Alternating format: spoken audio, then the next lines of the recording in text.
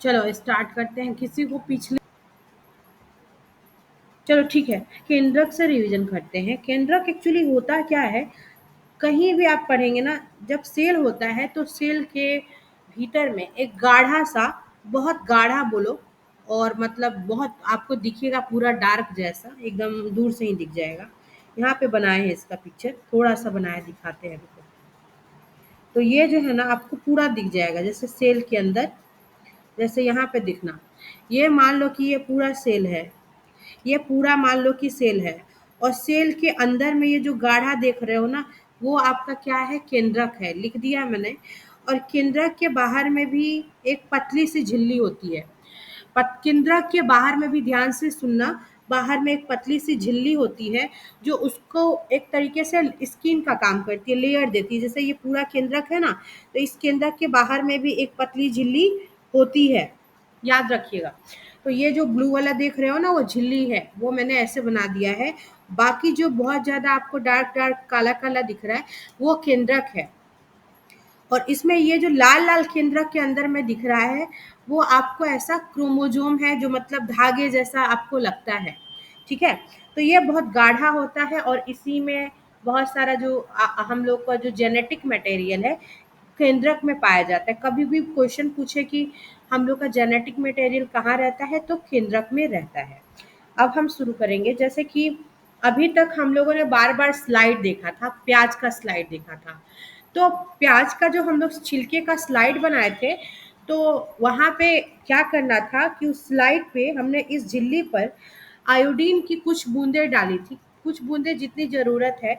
तो फिर पूछ कई बार बच्चे ये भी पूछते कि मैम आयोडीन या बहुत अदर अदर जो केमिकल है, जैसे सेफ्रानीन हो गया, मेथिलीन ब्लू हो गया, वो भी डालते हैं कई बार। अगर आयोडीन नहीं है तो अलग अलग जो भी मन है या जो अवेलेबल है, तो इसलिए डालते हैं ना कि जो झिल्ली होती है ना बेटा, पारभासी होती है, मतलब वो पूरी तरीके से दिख नहीं पाती है कि उसके अंदर में क्या है। तो जैसे बहुत सारा ऐसा डायग्राम होता है, जैसे एक पेपर वाला तुम लोग देखे होगे कि पेपर वाला आता है, डायग्राम आता है बनाने के लिए। उसमें क्या होता है ना कि पहले आता था, पता नहीं अब आता है कि नहीं। उसमें क्या है ना, बहुत सारा पेज होता था, इस पे बहुत सारा पेज होता था। और पेज पे क्या करना होता, पेज पे बहुत सारा छेद छेद करके गुलाब बनाया रहता था, कुछ अजीब अजीब हाँ सा जी मैम। बनाया रहता था। और उस पे हम लोग क्या करते थे, जैसे सिंदूर ले लिया, तो सिंदूर में कोई भी तेल या तो केरोसिन ऑयल, और उसको कॉटन के कपड़े से या कॉटन के बॉल से उस कागज पे जैसे रब करते थे ना, तो वो जो व्हाइट पेज पे आपका गुलाब बन जाता था, है ना। या कोई भी फूल हो, या कोई भी ऐसा मान लो कुछ भी हो, वैसा बन जाता था। तो इसीलिए, ताकि जब हम उसको कलरफुल करते हैं ना, रंगीन करते हैं, तो सेल के आपके केंद्रक के अंदर जो भी चीज़ें छिपी रहती हैं, या सेल के अंदर जो भी चीज़ें छिपा रहता है, वो हमें दिख जाता है।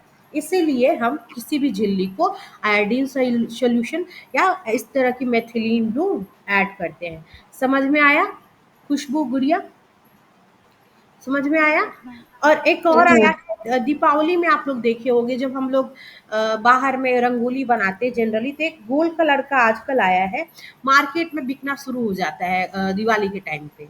तो वो देखोगे ना, इसमें बहुत सारा छन्नी टाइप का होता है, वो चलनी बोलो या छलनी टाइप का वो होता है ना। उस पे देखोगे ना, जब कोई भी कलरफुल रंग इस पे डालोगे और छलनी पे डालोगे, तो इसमें एक्चुअली बहुत सारे छिद्र होते हैं। आप सब देखे होंगे, इसमें बहुत सारा छिद्र होता है पूरा। तो जैसे जैसे कोई भी कलर डालते हो ना, तो वो जमीन पे रख के इसको रख दिया, जैसे स्पेस पे मेरे को यहीं बनाना है कोई इमेज, तो इस पे रख के जैसे कोई भी कलर डालते हैं, तो इस पे जो भी इमेज बना रहता होगा, जैसे लक्ष्मी जी का और मान लो कोई भी भगवान का, तो वो पूरा वहाँ पे नीचे में बन जाता है। देखे हो कि नहीं खुशबू गुड़िया? हाँ हम देखे हैं मैम। और जी फलक उलक मैम। भी देखी जरूर होगी मार्केट में, मेहनाज वगैरह देखी होंगी, जिससे कलर या कोई भी रंगोली हम वहाँ पे उतार सकते हैं। तो ऐसा होता है, तो एकदम ठीक, क्योंकि आप अगर कलर का यूज करेंगे तो वो वहाँ पे बन जाता है, इसलिए। तो ये काम इसलिए किया जाता है कि हम उस पे ऐड करते हैं आयोडीन। तो आयोडीन का घोल जब डाला जाता है, तो सारा जो सेल है आपका, प्रत्येक सेल यानी पूरा सेल एक समान रूप से रंगीन हो जाता है। मतलब हाथ में अगर मैंने हल्दी लगाया तो मेरी पूरी हाथ हल्दी के कलर की होगी। तो उसी तरह एक सेल को जब आप किसी भी आयोडीन के सॉल्यूशन में ऐड करते हैं या मेथिलीन ब्लू डालते हैं तो पूरा रंगीन हो जाता है। और रंगीन होके क्या है ना, इसके जैसे मेरे हाथ में बहुत सारी मान लो कि धागे धागे जैसी या लाइनें हैं, वो आपको अभी स्पष्ट नहीं दिख रही है। लेकिन अगर इस पे मैं मेहंदी लगा लूँ, एकदम पूरी मेरी हाथ एकदम पूरी रंगीन हो जाए, तो आपको वो लाइनें थोड़ा ज़्यादा गाढ़ा और स्पष्ट दिखेंगी। तो इसी तरीके से ये सेल जब पूरा रंगीन दिखने लगता है, तो ये पूछ रहा है क्या रंगीन हो गई? तो हाँ, हो गई। कोशिका के विभिन्न भाग, आपका जो सेल है, कोशिका के विभिन्न भाग में आपको केमिकल कंपोजिशन मिलेगा, यानी कुछ ना कुछ रासायनिक संगठन मिलेंगे। एक मिनट रुक जाइए, सेव हो रहा है। रासायनिक संगठन मिलेंगे, संगठन मिलेंगे जो मतलब रासायनिक संगठन के आधार पे विभिन्न रंगों से रंगे जाते हैं। अब जैसे बहुत सारा जो कोशिका के अंदर बहुत सारा चीज होता है, ठीक है, उनके रासायनिक संगठन के आधार पर अलग अलग रंगों से रंगा जाता है। अब डिपेंड करता है कि क्या है, जैसे माइटोकॉन्ड्रिया है या प्लास्टिड है ना, क्या है वो अंगक, वो हमको नहीं पता है। तो विभिन्न भाग होते हैं कोशिका के अंदर में, उसको अलग अलग रंग विभिन्न रंगों से रंगा जा सकता है। कुछ क्षेत्र आपको बहुत गहरा दिखेगा, जैसे इसी सेल को मान लो, यही सेल हम रंगे हैं। एक मिनट, नीचे क्यों नहीं आ रहा है? ये सेल मैंने इसको आयोडीन के सॉल्यूशन में डाला है, तभी ये आपको ऐसा दिख रहा है। आयोडीन के सॉल्यूशन में डालने के बाद ये आपको ऐसा दिख रहा है। ये बीच वाली जो है ना, बीच वाली आपको बहुत गाढ़ी दिखनी शुरू हो गई है। अदरवाइज जब तक ये जो प्याज का छिलका था, जब तक हम आयोडीन सॉल्यूशन नहीं डाले थे, ये सब आपको कुछ भी क्लियर नहीं दिख रहा था। तो ये रंगीन होने के बाद आपको पूरा स्पष्ट दिख रहा है। इवन इसके अंदर की चीजें भी थोड़ी बहुत आपको दिखने लगेंगी जब आप एक तरीके से आयोडीन ऐड कर देते हो। तो वही बोला है कि कुछ क्षेत्र अधिक गहरे हो जाते हैं, जैसे कि न्यूक्लियस, क्योंकि न्यूक्लियस बहुत गाढ़ा होता है तो बहुत अधिक गहरा हो जाता है। और कुछ ऐसी चीजें हैं जो कम गहरी रहती है, जैसे साइटोप्लाज्म सेल के अंदर में।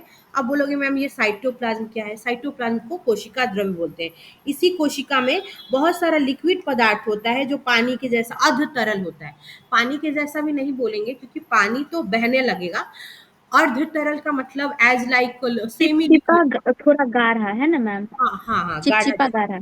चिपचिपा गाढ़ा, बहुत अच्छा आंसर। तो वो होता है इसमें चिपचिपा होता है, वो गाढ़ा होता है, जैसे पानी जैसा नहीं होता, समझ जाओ। उसी को हम क्या बोलते हैं? साइटोप्लाज्म बोलते हैं, या कोशिका द्रव्य। इसके अंदर जो फैला हुआ है उसी को हम बोलते हैं कोशिका द्रव्य, या बहुत लोग बोलते हैं इसको साइटोप्लाज्म। आप पे डिपेंड करता है, आपको जो कंफर्टेबल लग रहा है वो याद कर लीजिएगा। ठीक है, यहाँ तक हो गया। हाँ, यहाँ पे इसको मिटाना पड़ेगा, छोड़ देते हैं। कोशिका को रंगने के लिए आप बहुत सारी चीज़ें यूज करते हैं। ये 2-3 चीज़ें इसलिए याद रखना कि ऑब्जेक्टिव में क्वेश्चन फॉर्म करता है तो आजकल कुछ भी बना देते हैं। तो आयोडीन क्या हम रंगने के लिए यूज करते हैं? तो हाँ, करते हैं। उसके अलावा सेफ्रानिन भी यूज करते हैं। ब्लू मेथिलीन ब्लू सॉल्यूशन का भी यूज किया जा सकता है। तो आप किसी भी चीज़ को किसी भी इनमें से तीनों में से किसी का भी आप सॉल्यूशन यूज कर सकते हैं। अगर आप किसी भी स्लाइड को किसी भी जैसे मान लो सेल का स्लाइड बना रहे हैं उसको देखने के लिए। अब आपको करना क्या है 5.7 में, कि आपको एक कांच की स्लाइड लेनी है, उस पर एक बूंद पानी रखना है। स्लाइड पे पहले पानी रखना है। आइसक्रीम जिससे खाते हो ना, आइसक्रीम खाने वाले चम्मच से अपने माउथ के अंदर में, ये जो आपका गाल है ना, वहां से थोड़ा सा स्किन निकालना है। थोड़ा सा जैसे ऐसे ऐसे खुरचोगे ना तो वो निकल जाएगी उस चम्मच पे, और चम्मच पे चिपकी हुई आपको मिलेगी। ठीक है, चम्मच पे वो चिपक जाएगी पतली सी स्किन जैसी। और सुई की सहायता से इसको क्या करना है कि वो जो स्लाइड पे पानी रखे हो उस पे समान रूप से आपको फैला देना है। ठीक है, जैसे फैल जाए तो अब उसको फैला तो दिए हो, तो अब उसको कलरफुल करना पड़ेगा। तो आप डाल लो मैथिलीन ब्लू, डाल लो उस पे। जैसे कलर डालोगे ये मैथिलीन ब्लू, वो पूरा रंगीन हो जाएगा, क्योंकि आपकी स्किन तो एकदम कलर लेस होती है ना, वो तो दिखेगी नहीं, लेकिन जैसे आप कलर डालते हैं पूरा रंगीन हो जाता है। सूक्ष्मदर्शी द्वारा अवलोकन के लिए स्लाइड अब तैयार है, आप स्लाइड आपकी तैयार है, आप देख सकते हैं। लेकिन देखने से पहले इस पे कवर स्लिप रखेंगे और फिर हम देखेंगे। देखने पे क्या पता चलता है, कोशिकाओं की आकृति कैसी है, ये आपसे पूछ रहे हैं। अब जैसी भी दिख रही है आकृति, उसको पेपर पे आपको बनाना है। अब आपसे पूछ क्या रहे हैं, सॉरी, क्या आप कोशिका के मध्य में एक गहरे रंग वाली रज गोलाकार अथवा अंडाकार डॉट की तरह संरचना देख सकते हैं? ये गोलाकार अंडाकार ये संरचना पूछ रहा है आपसे। हाँ, देख सकते हैं। क्या ये झिल्ली युक्त होती है? तो हाँ, इसके बाहर भी एक पतली सी झिल्ली होती है, जिसको हम दूसरे कलर से बना देते हैं, ब्लैक से मैंने बना दिया। ठीक है, तो होती है। और इस झिल्ली में, ये जो मैंने ब्लू कलर की झिल्ली बनाई है बेटा, यहाँ पे ब्लैक बना रहे, थोड़ा सोच लेना। इस झिल्ली में क्या होता है ना, छोटा छोटा छेद होता है। अब आप बोलोगे कि ये झिल्ली में छेद क्यों होता है? क्योंकि ये झिल्ली अगर आपके कोशिका के अंदर है, तो इसमें से पदार्थ आपके साइटोप्लाज्म में आ जाए, यानी कोशिका द्रव में आ जाए। और कोशिका द्रव से कोई भी पदार्थ अगर आपके केंद्रक में जाना चाहता है तो चला जाए, फिर केंद्रक से आपके कोशिका द्रव में आ जाए, कोशिका से केंद्रक में, केंद्रक से कोशिका में। क्योंकि आने जाने के लिए आपका कुछ होना चाहिए ना, इसीलिए छोटा छोटा छिद्र मौजूद होता है। समझ रहे हो आप? समझ रहे हो? Yes ma'am. हाँ। जैसे यस मैम। आजकल ये है ना, कूलर देखे हो तो कूलर में छोटे छोटे छिद्र होते हैं, हवा के लिए होते हैं ना, या उसमें जी एक यस घास मैम। टाइप यस मैम होते हैं। घास टाइप का जो यूज किया जाता है, उसमें भी छोटा छोटा बीच में स्पेस होता है ना, देखे होगे। और जो हवा फ्रेशनेस का काम करता है, मतलब हवा देने का काम करता है, तो छोटा छोटा छेद होता है। और इसी तरह का छेद आपको इस सेल वाल, यानी ये जो सॉरी ये जो सेल मेम्ब्रेन है, कोशिका झिल्ली, इस मेम्ब्रेन पे भी आपको छोटा छोटा छिद्र मौजूद होता है। ठीक है, याद रहेगा। सेल वाल कहाँ होता है ये पता है ना, कोशिका भित्ति कहाँ होता है, कोश कोशिका भित्ति किसमें मौजूद है? पौधों में। पौधों पौधों में में। मैम। पौधों में। पौधों में होता है। और कोशिका भित्ति बना किससे होता है? सेलुलोज से। हाँ, सेलुलोज से बना बहुत होता है। अच्छा, बहुत अच्छा, सही बता रहे हो। आपका ऐसा सेलुलोज जो कि 90% उसमें सिर्फ सेलुलोज है, वो है आपका कॉटन। कॉटन बॉल, कॉटन का बॉल होता है ना, कॉटन बॉल, उसमें 90% तक सेलुलोज होता है, याद रखिएगा। ये बताना था। तो आपका इसमें भी छिद्र मौजूद है, क्योंकि ये सेल मेम्ब्रेन है, यानी कि प्लाज्मा झिल्ली या कोशिका झिल्ली भी बोल लो। और आपका जो ये इसको केंद्रक झिल्ली बोलेंगे, क्योंकि ये बीच वाला पूरा केंद्रक है। और केंद्रक के बाहर जो एक झिल्ली है, उसको झिल्ली बोलते हैं। झिल्ली का मतलब एज लाइक का हल्का पर्दा समझो ना, कि जो सामान को, थोड़े बहुत सामान को अंदर जाने देती है। एज लाइक जैसे आप पर्दा टांगते हो तो थोड़ी बहुत हवा अंदर आती है, बाहर अंदर आती है, ऐसे कुछ बाहर अंदर का खेल चलता रहता है, वैसे ही ये छिद्र बने होते हैं इस पे। ठीक है, लिखा है यहाँ पे, ये क्लियर कर दिया है कि केंद्रक के चारों ओर दोहरे परत का एक स्तर होता है, जिसे हम केंद्रक झिल्ली कहते हैं। यानी आपके सेल मेम्ब्रेन, यानी कोशिका झिल्ली के बाहर भी एक झिल्ली होती है, और आपके केंद्रक के बाहर भी एक झिल्ली होती है। और दोनों झिल्ली पे छोटे छोटे छिद्र मौजूद होते हैं। ये छिद्र क्यों मौजूद होते हैं? ताकि सामान अंदर से बाहर और बाहर से अंदर जा सके। ठीक है, हाँ, परभासी टाइप का। हाँ हाँ, एकदम सही बताइए, एकदम अच्छा टर्म यूज किया। थोड़ा थोड़ा दिखना, नहीं दिखना, थोड़ा थोड़ा। इन छिद्रों के द्वारा केंद्रक के अंदर कोशिका द्रव, केंद्रक के बाहर, एक मिनट दूसरा पेन यूज करते हैं, केंद्रक के बाहर जा पाता है। यानी केंद्रक के अंदर और बाहर, मतलब एक तरफ के आने जाने का काम, कुछ पदार्थों का आने जाने का काम लगा रहता है। अब आप बोलेंगे अब केंद्रक के बारे में पढ़े, तो केंद्रक का क्या, केंद्रक के बारे में आगे जानना है। तो हम इस केंद्रक को क्या किए हैं बेटा, हमने इस केंद्रक को क्या किया, यहाँ पे निकाल दिया है। और ये जो पतली ब्लैक कलर की देख रहे हो, उसको हम झिल्ली बोलेंगे। मान लो ये पतली सी झिल्ली है, ये झिल्ली है, इतना अच्छे से नहीं बन पाया, फिर भी समझ जाना। और इस झिल्ली पे छोटा छोटा छिद्र है, जैसे कि बताया गया। और इस केंद्रक में क्या होगा, बहुत सारी चीज होंगी, ये तो पूरा गाढ़ा होता है, बहुत गहरा होता है।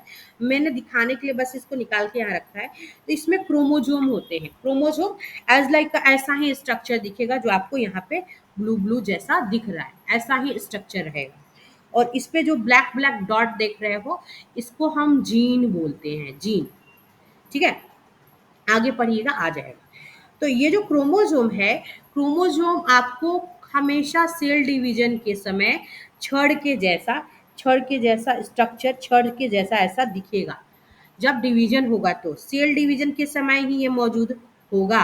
अगर सेल डिवीजन नहीं होगा तब वो आपको क्रोमेटिन के रूप में रहता है, तब वो क्रोमेटिन के रूप में मौजूद होगा।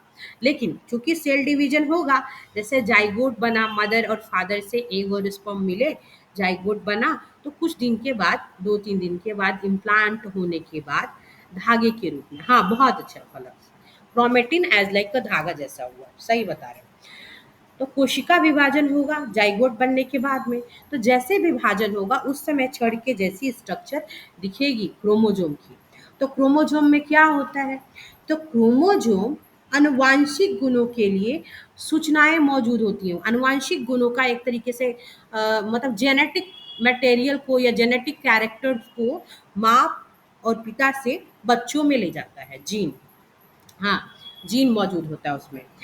तो वो क्या करता है, क्रोमोसोम में जो आनुवांशिक गुण होते हैं, जैसे कि आपके फादर का गुण भी आपसे मिलता होगा, आपके मदर का गुण भी आपसे मिलता होगा, क्योंकि जब मैं दोनों दिखती हूँ मैम मेरे पापा जैसे। अच्छा, अच्छा, अच्छी बात है। तो उनका जब दोनों एग और स्पर्म मिलता है ना, तो उधर से भी क्रोमोसोम आता है, इधर से भी आता है। आप लोग को तो पता ही है, पापा के साइड से मान लो एक्स आया, माँ के साइड से भी एक्स आया तो बिटिया होगी। और एक्स पापा के, एक्स तो मदर में सिर्फ एक्स ही होता है, माँ के साइड से हमेशा एक्स आता है। और पापा के साइड से मान लो वाई आया तो लड़का होगा। लेकिन क्या होता है, जब ये दोनों मिलते हैं तो कुछ कुछ अपने गुण भी लेते आते हैं। अपना डीएनए, अपना जो एक तरीके से क्रोमोसोम है वो भी लेके आते हैं। इधर से भी आता है पापा की साइड से, मदर के साइड से, मदर के साइड से, पापा के साइड से भी जेनेटिक मटेरियल चला आता है, जो कि क्रोमोसोम होता है। दोनों साइड से क्रोमोसोम मिलेगा, जाहिर सी बात है। तो वो माता पिता से डीएनए, यानी कि डीएनए का फुल फॉर्म क्या होता है? डीऑक्सी राइबो न्यूक्लिक एसिड, याद रखिए। Deoxyribonucleic acid. हाँ, ये पूछता है। तो माता-पिता से डीएनए अणु के रूप में अगली संतति में जाते हैं। अब कैसे आता है? तो क्रोमोसोम क्योंकि आनुवांशिक गुण के लिए रिस्पॉन्सिबल है, आपके जेनेटिक गुण को लाएगा, मतलब फादर से बच्चों में, ठीक है? तो इसमें क्या होगा कि फिर आपके क्रोमोसोम में क्या होता है? क्रोमोसोम में मौजूद होता है डीएनए, वही गुण को लाता है अगली संतति में। ये अणु के रूप में मौजूद होता है डीएनए, छोटा-छोटा पार्ट्स के रूप में डीएनए मौजूद होता है, जो अगली संतति में जाते हैं, ले जाया जाता है एक तरीके से गुण को। डीएनए का क्या हम कर, इसलिए बोलते हैं किसी बच्चा का डीएनए चेक करा लीजिए, पता चल जाएगा कि वो किसका बच्चा है। अगर 2 लोग आपस में झगड़ रहे हैं तो पता चल जाएगा। क्रोमोसोम क्या होता है? क्रोमोसोम जो है आपका डीएनए तथा प्रोटीन के बने होते हैं, यानी क्रोमोसोम में मौजूद होता है डीएनए, साथ-साथ प्रोटीन होता है ना? वो दोनों मिलके क्रोमोसोम का निर्माण करते हैं। और चूँकि आपको पता है कि क्रोमोसोम में डीएनए होता है, यानी कि क्रोमोसोम कहीं न कहीं डीएनए और प्रोटीन से मिलके बना है।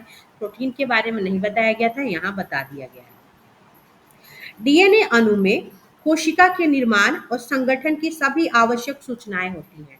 डीएनए जब अणु आता है, मतलब क्रोमोसोम जब आया, तो क्रोमोसोम में डीएनए भी होगा, पापा के साइड से, मदर के साइड से भी डीएनए आया, दोनों के। इसीलिए बोलते हैं कि जैसे मान लो किसी भी छोड़ो इतना ज़्यादा जाने के, डीएनए जो आया आपका, तो डीएनए से क्या होगा कि आपका जो सेल का निर्माण होगा, नया सेल जब आगे बन रहा है, जितना भी सेल बन रहा है, उसके लिए जो सारा इन्फॉर्मेशन है कहाँ होता है? उस डीएनए में होता है कि सेल कैसा बनेगा, आगे का संगठन कैसा होगा, निर्माण की प्रोसेस क्या होंगी, और सारा जो सूचना होता है, इन्फॉर्मेशन आपके डीएनए में मौजूद होता है। और डीएनए कोडेड फॉर्म में होता है, कोडेड फॉर्म में कोड रहता है। जैसे रीजनिंग जिन लोगों ने पढ़ा है, कोडिंग डिकोडिंग समझ में आ जाएगा। डीएनए का एक फंक्शनल पार्ट होता है। जैसे मान लो कि ये क्रोमोसोम के अंदर ही, क्रोमोसोम के अंदर आपको डीएनए मिलेगा। तो डीएनए का क्या है, एक फंक्शनल पार्ट होता है। पूरा डीएनए तो हम नहीं बता पाए। जैसे डीएनए का ऐसे डबल हेलिक्स देखे हो? मुझे बहुत अच्छे से नहीं आता, देखे हो ना हाँ डबल जी जी हेलिक्स? मैम। ऐसा ही कुछ रहेगा आपको डबल हेलिक्स। इसकी खोज किसने की थी? वॉटसन एंड वाटसन और क्रिक। क्रिक ने, वॉटसन एंड क्रिक। क्रिक ने की थी। तो और क्रिक उन ने। दोनों को इसके लिए नोबेल प्राइज भी मिला था। तो ये मान लो कि डीएनए है, तो डीएनए का एक टुकड़ा मान लो यहाँ से यहाँ तक हमने तोड़ दिया, यहाँ से यहाँ तक तोड़ दिया, यहाँ से यहाँ तक तोड़ दिया। तो डीएनए का एक फंक्शनल खंड होगा जो काम करेगा। फंक्शनल खंड का मतलब क्रियात्मक होगा, क्रिया विधि में भाग लेगा, काम करता रहेगा हमेशा। तो उस खंड को हम क्या बोलते हैं? उसको हम जीन कहते हैं। तो डीएनए का जो एक तरीके से फंक्शनल ग्रुप होता है या क्रियात्मक खंड होता है, उसी को हम जीन बोलते हैं। जो कोशिका विभाजन में आपको ये सब काम देखने को मिलेगा, ये सब जीन उन सब देखने को मिलेगा अगर सेल डिवीजन हो रहा है, ठीक है। लेकिन कई बार अगर सेल डिवीजन नहीं हो रही है तो उसमें जो आपका डीएनए है क्रोमेटिन के रूप में पड़ा रहेगा। जैसे कैसे? ऐसा पड़ा रहेगा, जैसे ये मान लो पूरा आपका डीएनए है, मान लो, सॉरी ऐसा तो नहीं है, मान लो कि ये पूरा आपका केंद्रक है, तो केंद्रक के अंदर ही क्रोमोसोम होता है, आप सबको पता ही है। इसी में क्रोमोसोम होगा, जी। क्रोमोसोम में डीएनए होगा।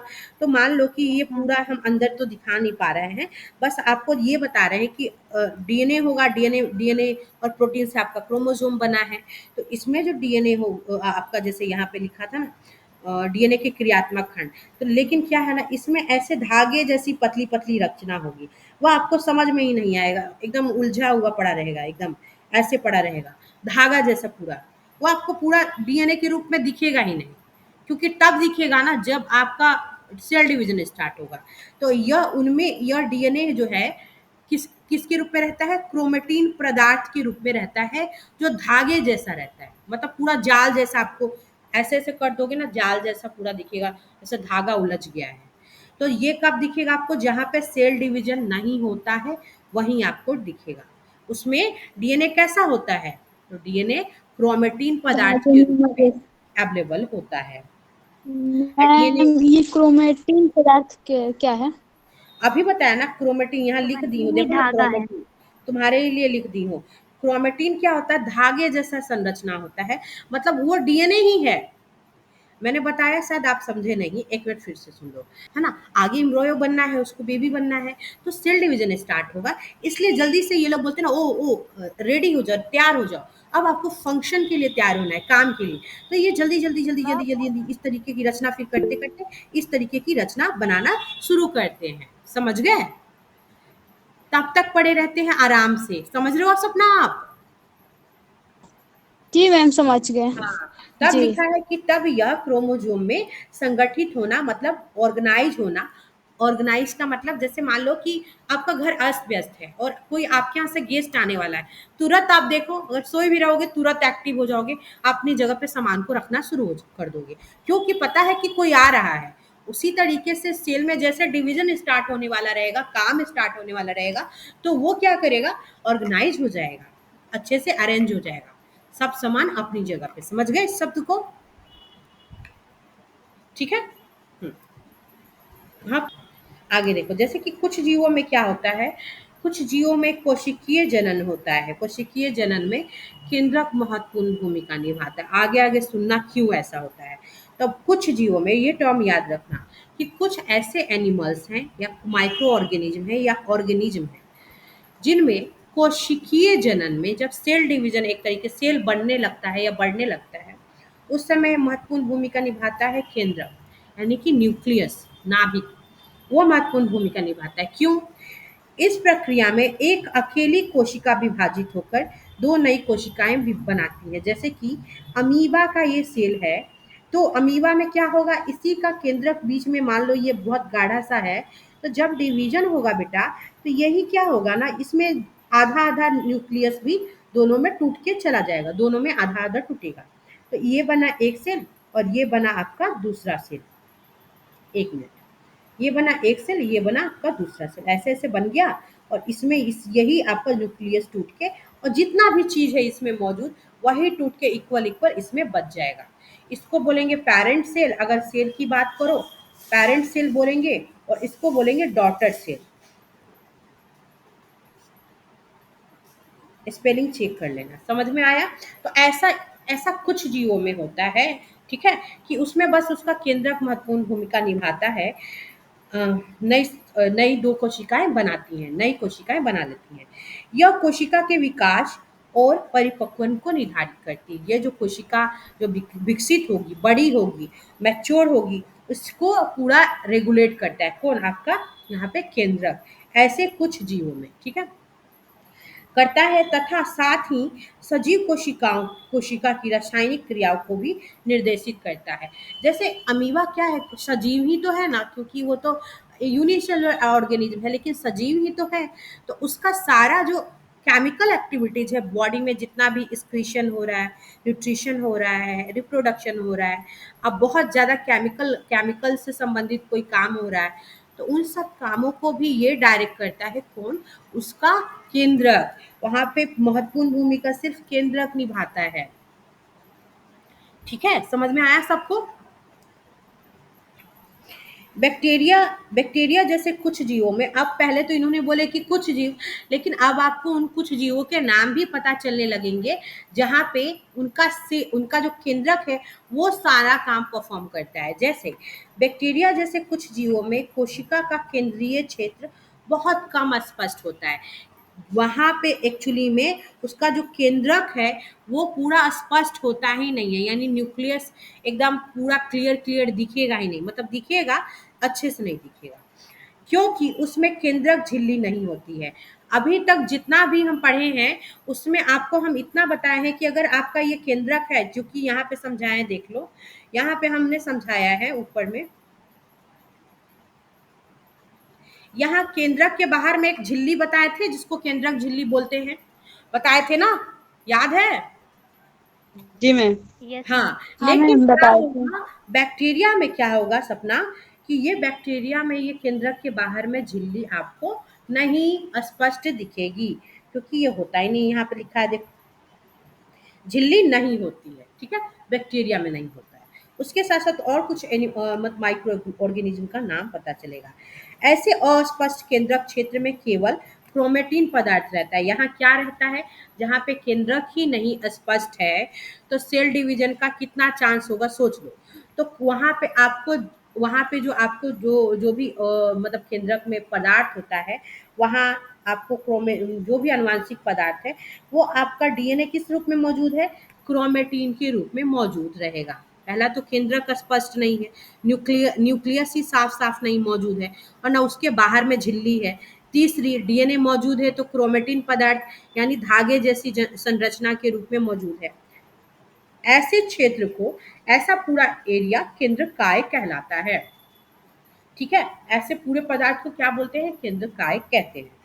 ऐसे जीव, कुछ ऐसा भी जीव है उसके जस्ट विपरीत ऐसे जीव जिसकी कोशिकाओं में केंद्रक झिल्ली मौजूद है, जैसे कि हम इंसान या कुछ जानवर। केंद्रक झिल्ली नहीं होती, सॉरी ये उल्टा है, मतलब पहले ही वाला है कि जैसे कुछ जीव जिनमें केंद्रक झिल्ली नहीं मौजूद है उसको हम प्रोकैरियोट बोलते हैं, या प्रोकैरियोटिक एनिमल बोलते हैं, अगर जानवर है तो उनको प्रोकैरियोटिक बोलते हैं। प्रो का मतलब आदि है, अथवा पूर्व लिखा हुआ, पूर्व, सॉरी, और कैरियोट का कैरियोन, यानी इसका मतलब केंद्रक होता है। तो ऐसे जीव जिसमें केंद्रक साफ साफ नहीं है या झिल्ली बाहर मौजूद नहीं, उसको हम प्रोकैरियोटिक एनिमल या प्रोकैरियोट्स कहते हैं। लेकिन जिन जीवों में इसके जस्ट अपोजिट केंद्रक के बाहर में झिल्ली है, साथ साथ डीएनए धागे के रूप में मौजूद ना होके पूरा क्रोमोजोम और पूरा ये सब वेल डेवलप है, अच्छे से सुविकसित है, और केंद्रक के बाहर में झिल्ली है, ये तो बता ही दिए। ऐसे जीवों को हम यूकैरियोटिक एनिमल्स कैरियोट। या यूकैरियोट बोलते हैं। तो यू वाले बेचारे सच्चे होते हैं और प्रो वाले सच्चे नहीं होते हैं। तो सच्चा जीव यही होता है जो यूकैरियोटिक होते हैं या यूकैरियोट होते हैं, जिन जीवों में केंद्रक झिल्ली मौजूद होती है। ये फिर बताया है प्रोकैरियोटिक कोशिकाओं के बारे में। प्रोकैरियोटिक कोशिकाओं में और भी जो अधिकांश द्रव्य अंगक नहीं होते हैं, यानी कोशिका के द्रव्य में बहुत सारा सेल ऑर्गेनेल्स होता है, वो भी नहीं मौजूद होता है ज़्यादा से ज़्यादा। ठीक है, जो कि किस में मौजूद रहेगा? जो कि यूकैरियोट कोशिकाओं में होते हैं, जैसे कि माइटोकॉन्ड्रिया, राइबोसोम, लाइसोसोम, ये इत्यादि। ये आपको प्रोकैरियोटिक सेल में नहीं दिखेगा। ठीक है, फैला हुआ नहीं मिलेगा साइटोप्लाज्म, क्योंकि सेल के अंदर कोशिका द्रव्य में ही ये मौजूद होते हैं। लेकिन आपको प्रोकैरियोटिक कोशिकाओं में नहीं दिखेगा, जबकि यूकैरियोटिक में दिखेगा। आगे लिखा है यहाँ पे डिफरेंस। ऐसे अंगकों के अनेक कार्य भी कोशिका द्रव्य के असंगठित भागों के द्वारा ही किए जाते हैं। अब जैसे मान लो कि ये आपका कोशिका द्रव्य है और इसमें आपका माइटोकॉन्ड्रिया है, इसमें इंडोप्लाज्मिक रेटिकुलम है और बहुत सारी चीजें हैं। वैक्यूल्स है। तो सबका अपना अपना अलग अलग काम है। माइटोकॉन्ड्रिया क्या करेगा, ऊर्जा बनाएगा। राइबोसोम प्रोटीन सिंथेसिस करेगा, है ना, बहुत सारा काम करेगा। अलग अलग हर ऑर्गेनल्स अपना अलग अलग काम करेगा। लेकिन जो चूंकि प्रोकैरियोटिक में ये सभी चीजें आपके साइटोप्लाज्म में है ही नहीं। किस में? प्रोकैरियोट में। प्रोकैरियोट में ये सभी चीजें होंगी ही नहीं। तो उसका काम कौन करेगा? वहां पे जो उसका जो केंद्रक मौजूद है, जो एक तरीके से वेल मैनेज नहीं है, तो वो करेगा। देखिए, ऐसे अंगकों के अनेक कार्य भी कोशिका द्रव्य के असंगठित भागों के द्वारा ही किए जाते हैं। मतलब कुछ भी जो ऑर्गेनाइज नहीं है उसी के द्वारा किया जाएगा, ठीक है। और कुछ भाग तो न्यूक्लियस के द्वारा ही किया जाता है। मतलब अगर पूरा ऑर्गेनाइज नहीं है, इसी सब के द्वारा किया जाएगा। लेकिन यूकैरियोटिक में क्या है, स्पेसिफिक है, हर काम हर लोगों का बटा है। माइटोकॉन्ड्रिया का अलग, राइबोसोम का अलग, लाइसोसोम का अलग, सबका अलग अलग काम है। प्रकाश संश्लेषण करने वाले जो कुछ बैक्टीरिया है जो फोटोसिंथेसिस की क्रिया को करते हैं, उनमें जो क्लोरोफिल होता है, एक झिल्लीदार होती है, ऐसी पतली सी संरचना होती है, उसमें हरे कलर का ऐसा बंद होता है, ठीक है।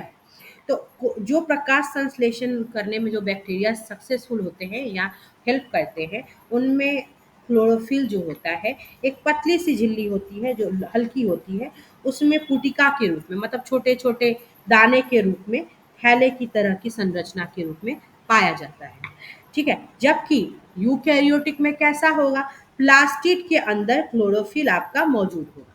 यूकैरियोटिक में आपको जैसे कि पेड़ हो गया, तो पेड़ में आपको प्लास्टिड होगा, प्लास्टिड के अंदर आपका क्लोरोफिल मौजूद होगा। लेकिन यूकैरियोटिक में जो आपके बैक्टीरिया का क्या मतलब है, समझ ही जाओ। प्रोकैरियोटिक हो गया तो बैक्टीरिया में आपको मौजूद होगा झिल्लीदार पुटिका के रूप में, ऐसा ये बैक्टीरिया में होगा। पुटिका का मतलब होगा छोटा छोटा गोल संरचना। ये आपको नीचे में बैक्टीरिया का पिक्चर दिखाया गया है। इसको हम प्रोकैरियोटिक कोशिका बोलते हैं। ये आपको इसको फ्लैजिला बोलते हैं, जो इसको तैरने में हेल्प करता है, धागे जैसी संरचना होती है। ऐसा एक दो कीड़ा भी आप लोग अपने आसपास देखे होते हैं। तो इसमें क्या है ना, पूरा जो अंदर का संरचना है, जैसे राइबोसोम, जो भी चीज़ें हैं, माइटोकॉन्ड्रिया, वो ढंग से वेल डेवलप नहीं होगा। मतलब क्लियर दिखेगा ही नहीं, है या नहीं है, कुछ समझ में नहीं आएगा। तो वो जो ऑर्गेनाइज नहीं है, उन्हीं के द्वारा काम किया जाएगा। और या थोड़ा बहुत जो काम होगा न्यूक्लियस के द्वारा किया जाएगा, क्योंकि मेन जो है वहाँ पे वही जो जो भी अनऑर्गेनाइज है वही काम करेगा।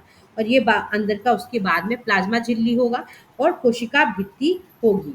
यहाँ पे कोशिका भित्ति को भी दिखाया गया है, ध्यान से देख लेना। ये बैक्टीरिया है, लेकिन इसमें आपकी कोशिका भित्ति भी मौजूद है, प्लाज्मा झिल्ली भी मौजूद है, और राइबोसोम भी है। ध्यान से सोचना, ठीक है, कंफ्यूज मत होना। उसके तो बाद मैम प्रो क्या मैम सॉरी, साइटोप्लाज्म फैला हुआ है। इस साइटोप्लाज्म में आपका माइटोकॉन्ड्रिया होता है, बहुत अच्छी संरचना मेरे को नहीं आती है।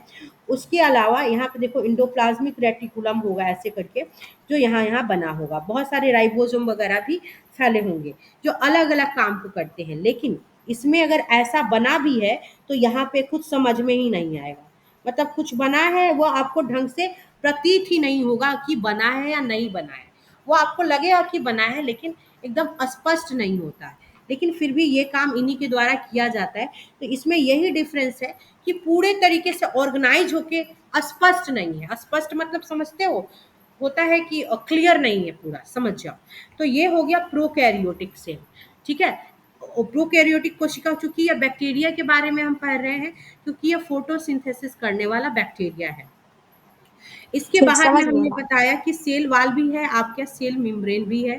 ये जो है मेम्ब्रेन है, जिसको प्लाज्मा मेम्ब्रेन भी बोलते हैं। और राइबोसोम है। राइबोसोम क्या, और सारे भी सेल ऑर्गेनल्स मौजूद होते हैं, बट फुल्ली डेवलप नहीं होते हैं, ठीक है। और इसके चारों ओर भी झिल्ली नहीं मौजूद होता है। तो यही अंतर है बेसिक।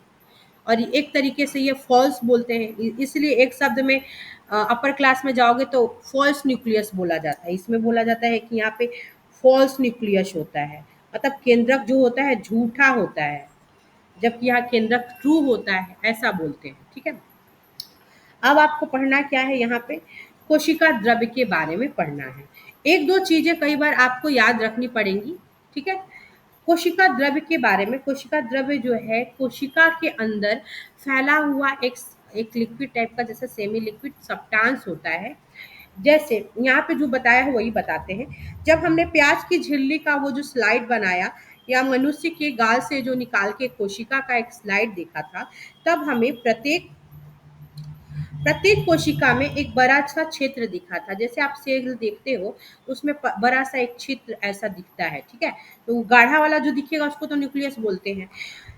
बड़ा सा क्षेत्र दिखता है जो कोशिका झिल्ली से घिरा हुआ है। लेकिन ये बात इसकी नहीं कर रहा है, इसकी बात मत समझना। ये जो बड़ा सा क्षेत्र जो दिख रहा है, ये पूरा जो क्षेत्र दिख रहा है, ये पतली सी बाहर से झिल्ली से ढका रहता है, जिसको प्लाज्मा मेम्ब्रेन या सेल मेम्ब्रेन बोलते हैं। ये एक्चुअली पूरा सटा रहता है, मेरे से दूर बन गया। इस क्षेत्र में बहुत हल्का धब्बा रहता है, यहाँ थोड़ा थोड़ा हल्का हल्का धब्बा रहेगा।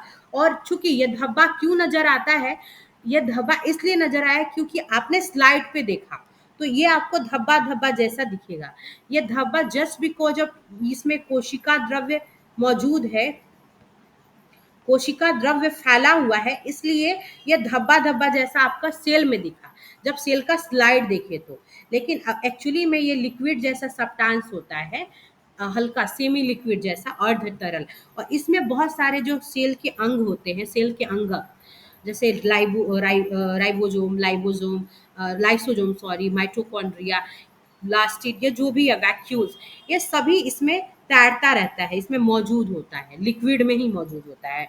अगर ऐसा ऐसा संरचना बना लो थोड़ा समझने के लिए, तो ऐसे ऐसे मौजूद होता है, अलग अलग कर्नल से ही बनाओ, जैसे आपको समझ में आ जाए तो मौजूद होता है। समझ में आया? तो इस बड़े से क्षेत्र को, जिसमें ये सेमी लिक्विड पदार्थ फैला है, उसको हम बोलते हैं कोशिका द्रव्य।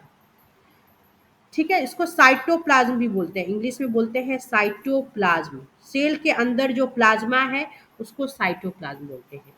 प्लाज्मा झिल्ली के अंदर, ये जो प्लाज्मा झिल्ली मैंने ब्लू कलर की बनाई, उसके अंदर कोशिका द्रव्य एक तरल पदार्थ होता है, तरल मतलब लिक्विड जैसा।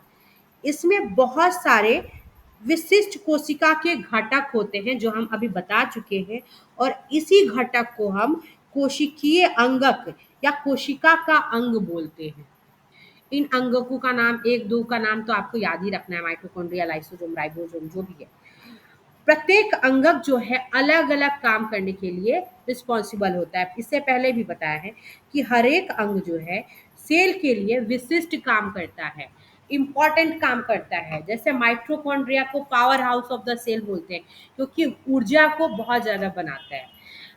राइबोसोम प्रोटीन बनाता है बॉडी के लिए, और जो जो भी चीज़ें ज़रूरी है। लाइसोसोम बाहर से जो, अगर मान लो कुछ बैक्टीरिया वगैरह आ गया, तो उसको खा के पूरा साफ कर देता है। तो सबका अपना अपना इम्पोर्टेंस है, सब क्योंकि इम्पोर्टेंट काम करते हैं। कोशिका द्रव्य यानी कोशिका के अंदर जो ये लिक्विड था और आपका ये पूरा न्यूक्लियस, इन दोनों को मिला के हम प्रोटोप्लाज्म या जीव द्रव्य कहते हैं।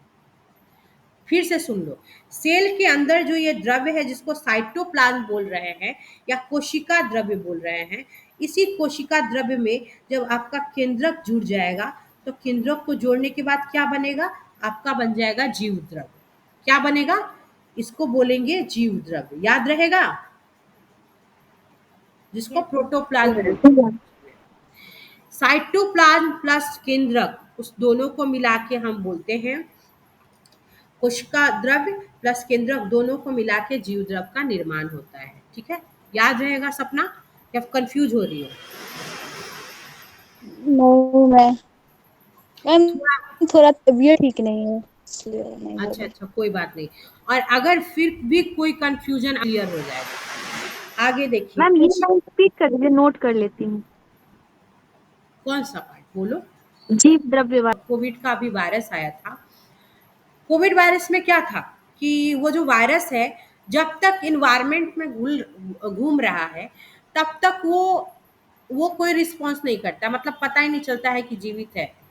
ठीक है, लेकिन जैसे मेरे बॉडी में आके घुस गया, तो हम तो उसको जिंदा इंसान मिल गए, डेड सेल ना मिलके उसको लिविंग सेल मिल गया। किसी भी लिविंग सेल के अंदर अगर वो वायरस घुसता है, तब क्या करता है, ऐसा दिखाता है कि अब हम जीवित हो गए हैं।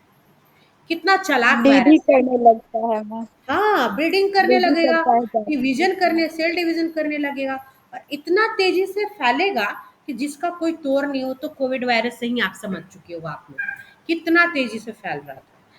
तो यही है उसमें कि उसको एक इंसान का बॉडी चाहिए या कोई लिविंग ऑर्गेनिज्म चाहिए। मच्छर भी मिल सकता है तो चलेगा, बंदर भी चलेगा, सुअर भी चलेगा, कुत्ता, कुछ भी चलेगा उसको, लेकिन एक लिविंग सेल का बॉडी मिलना चाहिए। तो बाहर जब तक है ऐसा ट्रीट करेगा कि हम मरे हुए हैं, एक्चुअली में वो रहता भी इनएक्टिव है।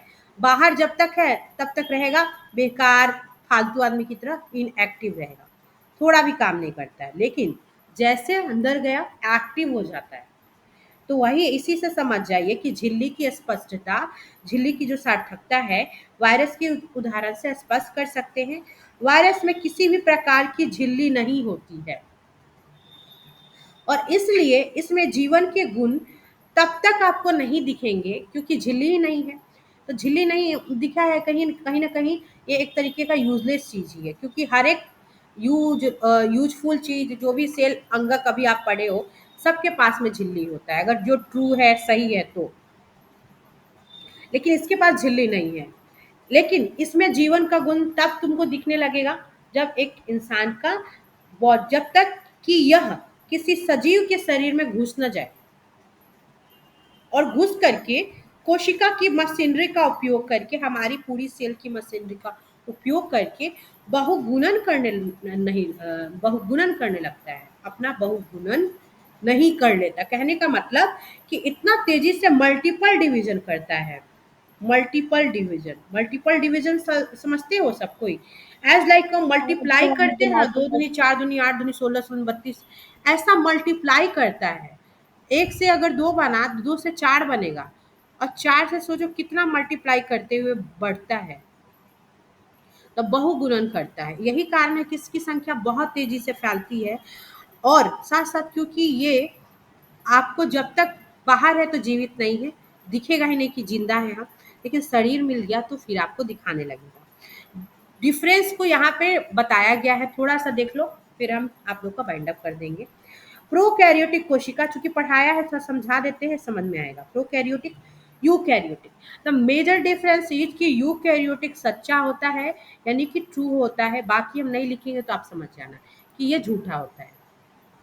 इसका आकार लगभग होता है छोटा, 1 से लेके 10 माइक्रोमीटर बोलेंगे ना, है ना?